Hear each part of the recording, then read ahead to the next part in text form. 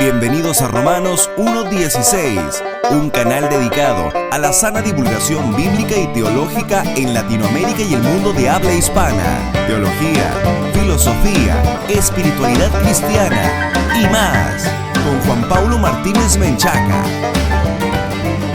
Bienvenidos, patrocinadores y amigos, a este nuevo programa de Romanos 1:16. Este es el primer programa de la serie 3 preguntas clave en el camino de la fe. En mi encuentro con muchas personas, siempre han sido recurrentes 3 preguntas, como que son las cuestiones que más inquietan a muchas personas que están entendiendo por primera vez de qué se trata la fe cristiana, que por primera vez están abriendo las escrituras, pero también son preguntas que a veces algunas personas veteranas ya en el cristianismo solemos olvidar, y es necesario constantemente volver a estas verdades fundamentales del Evangelio. Y estas 3 preguntas, estimados amigos, estas 3 preguntas clave en el camino de la fe son: 1. ¿Qué es el Evangelio? 2. ¿Qué es la santidad? Y 3. ¿Qué son los dones espirituales? Y para responder en este primer programa de esta serie, vamos a abrir nuestras Biblias en 1 Corintios 15, versículos 1 al 8. 1 Corintios 15, versículos 1 al 8 nos va a responder la primera pregunta, que dice: ¿qué es el Evangelio? Voy a darle lectura a mis estimados amigos. Acompáñenme con sus Biblias. Dice la Sagrada Escritura: además os declaro, hermanos, que el Evangelio que os he predicado, el cual también recibisteis, en el cual también perseveráis, por el cual asimismo, si retenéis la palabra que os he predicado, sois salvos, si no creísteis en vano. Porque primeramente os he enseñado lo que asimismo recibí, que Cristo murió por nuestros pecados, conforme a las Escrituras, y que fue sepultado, y que resucitó al tercer día, conforme a las Escrituras, y que apareció a Cefas, y después a los 12. Después apareció a más de 500 hermanos a la vez, de los cuales muchos viven aún, y otros ya duermen. Después apareció a Jacobo, después a todos los apóstoles, y al último de todos, como a un abortivo, me apareció a mí. Cuando nosotros nos hacemos la pregunta de qué es el Evangelio, estamos ante la pregunta más vital de todas, porque si nosotros vamos a Gálatas 1, versículos 6 al 9, nos vamos a dar cuenta que una creencia errónea respecto de qué es el Evangelio, una respuesta incorrecta sobre qué es el Evangelio, nos coloca bajo maldición. Escuchen lo que dice Gálatas 1, versículos 6 al 9. Estoy maravillado de que tan pronto os hayáis alejado del que os llamó por la gracia de Cristo para seguir un evangelio diferente. No que haya otro, sino que hay algunos que os perturban y quieren pervertir el evangelio de Cristo. Mas si aún nosotros o un ángel del cielo os anunciare otro evangelio diferente del que os hemos anunciado, sea anatema. Como antes hemos dicho, también ahora lo repito: si alguno os predica diferente evangelio del que habéis recibido, sea anatema. Amigos, anatema significa que sea maldito. Está bajo maldición aquel o aquella persona que profesa o enseña un falso evangelio. Entonces, no se trata nada más como, por ejemplo, en un examen en la escuela, en donde si tú respondes equivocadamente una pregunta, pues te puedes sacar, en lugar de un 10, un 9, un 8 o un 7. En el caso del Evangelio, no podemos permitirnos estar equivocados de ninguna manera. Es decir, No podemos tener un conocimiento del Evangelio que tenga un 7 de calificación o un 5 o un 8 de calificación sin que eso afecte nuestra vida entera.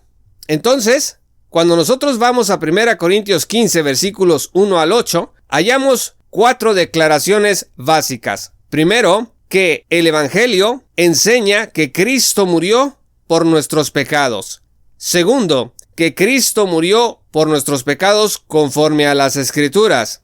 Tercero, que Cristo fue sepultado y resucitó al tercer día. Y cuarto, que Cristo fue sepultado y resucitó al tercer día conforme a las Escrituras. Si soy repetitivo, es con toda la intención. Y ahora mismo voy a explicar por qué. En primer lugar, dice 1 Corintios 15, versículo 3, porque primeramente os he enseñado lo que asimismo recibí, que Cristo murió por nuestros pecados. Esta expresión de que Cristo murió por nuestros pecados, huperton amartion en el griego, encierra dos cosas súper importantes. Primero, la muerte de Cristo, que es una muerte expiatoria, vicaria y sustitutoria. ¿Qué significan estas cosas? Que la muerte de Cristo sea expiatoria significa que Él apartó de la vista de Dios nuestro pecado y después hizo propiciación, es decir, que Él recibió la ira de Dios que nuestros pecados merecían en nuestro lugar. Es decir, Él es nuestro sustituto. En lugar de que usted y yo hubiésemos recibido el castigo en la cruz, lo recibió Cristo en nuestro lugar. Él es vicario en ese sentido. Fíjense lo que dice Isaías 53, versículos 5 al 10. Mas Él fue herido por nuestras rebeliones, molido por nuestros pecados.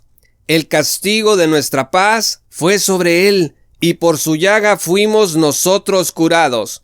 Todos nosotros nos descarriamos como ovejas, cada cual se apartó por su camino, mas Jehová cargó en Él el pecado de todos nosotros. Ahí tienes, Cristo, nuestro sustituto. Cristo en su muerte vicaria. Angustiado Él y afligido, no abrió su boca. Como cordero fue llevado al matadero, y como oveja delante de sus trasquiladores, enmudeció y no abrió su boca. Por cárcel y por juicio fue quitado, y su generación, ¿quién la contará? Porque fue cortado de la tierra de los vivientes, y por la rebelión de mi pueblo fue herido. Y se dispuso con los impíos su sepultura, mas con los ricos fue en su muerte, aunque nunca hizo maldad, ni hubo engaño en su boca. Esta es la impecabilidad de Cristo.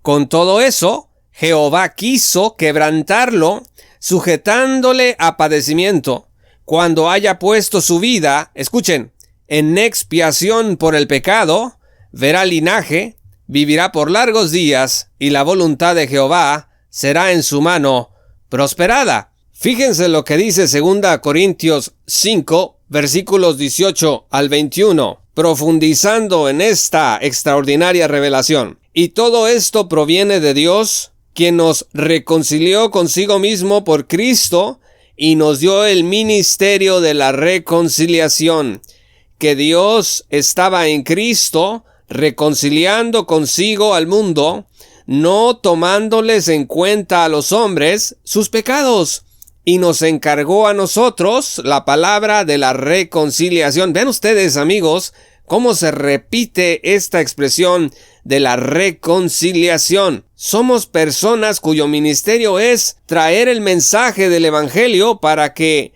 la humanidad sea reconciliada con Dios. Dice el versículo 20, así que somos embajadores en nombre de Cristo, como si Dios rogase por medio de nosotros.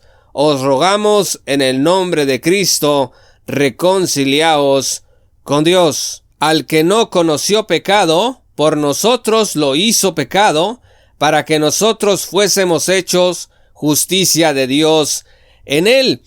Y este último versículo, estimados hermanos, merece un profundo estudio, Aquí diremos que Dios nos revela que nuestro pecado fue imputado a Cristo, le fue contado a Cristo como si fuera de Él. Dice que no conoció pecado, pero por nosotros lo hizo pecado, y que la justicia de Cristo nos fue imputada a nosotros. O sea, que lo justo que Él fue, nos es contado a los que tenemos fe. Dice, para que nosotros fuésemos hechos justicia de Dios en Él. Esta maravillosa gracia de Dios es lo que está encerrado en esta revelación de 1 Corintios 15, versículos 1 al 8, específicamente el versículo 3, que dice que Cristo murió por nuestros pecados. En Romanos 3, 23 al 24, leemos: por cuanto todos pecaron y están destituidos de la gloria de Dios, siendo justificados gratuitamente por su gracia, mediante la redención que es en Cristo Jesús. Todos los verbos que se traducen como justificación y que provienen del griego dikaio, implican una declaración de justicia a nuestro favor, como si estuviésemos en una corte y somos declarados inocentes.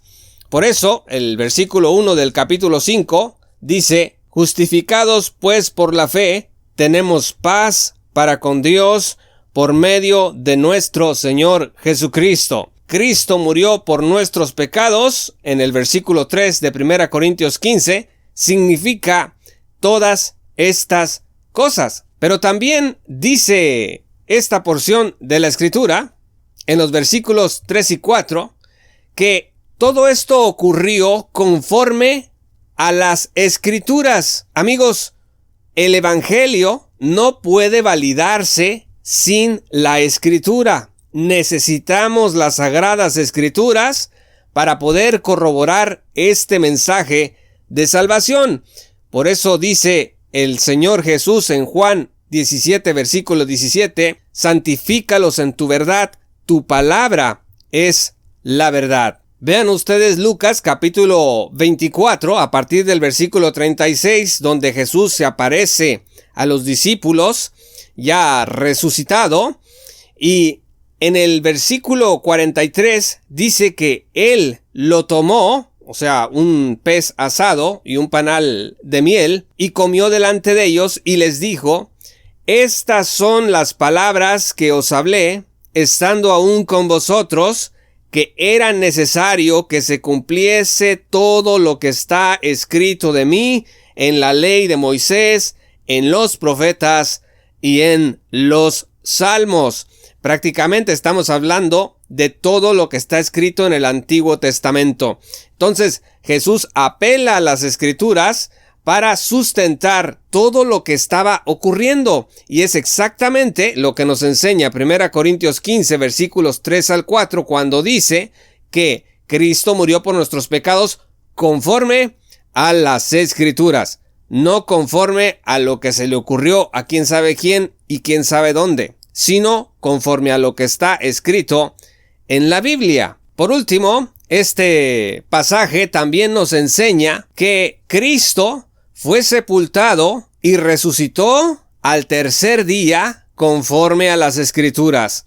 Esta es una verdad fundamental del Evangelio, la resurrección. Por eso, amigos, cualquier enseñanza que niegue la resurrección física y literal en el tiempo y el espacio de Cristo, pues es un evangelio falso. Vean ustedes lo que dice Marcos capítulo 16 versículos 1 al 18 y Mateo capítulo 28 versículos 1 al 10. Allí se relata cómo es que el Señor Jesucristo resucitó. Dice la Escritura en esta última porción de la Biblia que hemos citado, que pasado el día de reposo, al amanecer del primer día de la semana, vinieron María Magdalena y la otra María a ver el sepulcro. Y hubo un gran terremoto porque un ángel del Señor descendiendo del cielo y llegando removió la piedra y se sentó sobre ella. Y su aspecto era como un relámpago y su vestido blanco como la nieve. Y de miedo de él los guardas temblaron y se quedaron como muertos. Mas el ángel, respondiendo, dijo a las mujeres: no temáis vosotras, que yo sé que buscáis a Jesús, el que fue crucificado. No está aquí, pues ha resucitado, como dijo. Venid, ved el lugar donde fue puesto el Señor, e id pronto y decid a sus discípulos que ha resucitado de los muertos, y he aquí, va delante de vosotros a Galilea. Allí le veréis, he aquí, os lo he dicho. Entonces, ellas, saliendo del sepulcro con temor y con gran gozo, fueron corriendo a dar las nuevas a sus discípulos. Y mientras iban a dar las nuevas a los discípulos, he aquí, Jesús les salió al encuentro diciendo: salve. Y ellas, acercándose, abrazaron sus pies y le adoraron. Entonces Jesús les dijo: no temáis, id, dad las nuevas a mis hermanos, para que vayan a Galilea y allí me verán. En este pasaje, cuando nosotros leemos que se ordena ir a dar las nuevas, en el versículo 8, por ejemplo, dice que y mientras iban a dar las nuevas, dice en el versículo 10 que Jesús les dijo: id, dad las nuevas. Estamos en presencia de una palabra de la cual se deriva la palabra evangelio, apangelo, es decir, ir a proclamar, ir a comunicar las buenas noticias. Y esta resurrección de la cual habla el apóstol en 1 Corintios 15, versículos 3 al 4, sucedió conforme a las Escrituras. Vean, por ejemplo, ustedes el Salmo 16, vean ustedes Hechos 13, versículos 32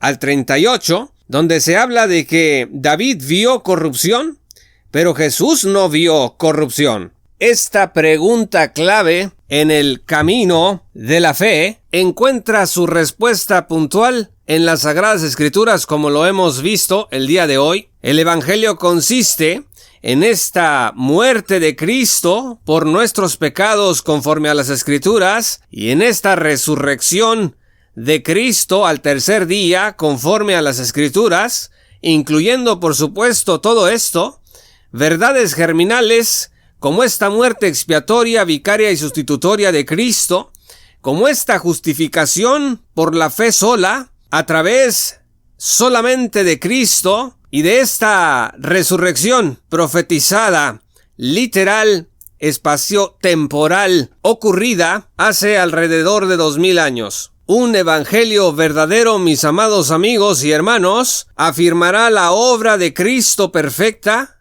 su persona perfecta, la profecía, la autoridad de las Sagradas Escrituras en esta y todas las materias, y la resurrección de Cristo física y literal. Por supuesto que estas buenas noticias, este pago por nuestros pecados, implica, por supuesto, esta fe en la persona de Cristo y en su obra perfecta, implica un cambio de vida, implica un arrepentimiento de la vida vieja que habíamos llevado y un comenzar a vivir la nueva vida en Cristo.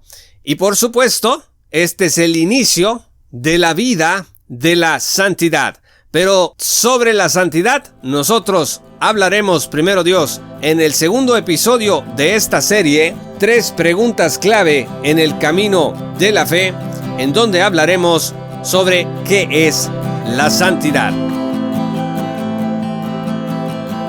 Muchas gracias a los patrocinadores y a los amigos por escuchar este programa. Si aún no eres patrocinador, únete en www.jpaulomartinez.com o directamente en www.patreon.com/jpaulomartinez y apoya esta labor de sana divulgación bíblica y teológica en Latinoamérica. Yo soy Juan Pablo Martínez. Muchas gracias y hasta pronto. Esto fue Romanos 1:16 con Juan Pablo Martínez Menchaca. Únete como patrocinador y apoya la sana divulgación bíblica y teológica en América Latina. Búsquenos y síguenos en nuestro sitio web oficial, redes sociales y otras.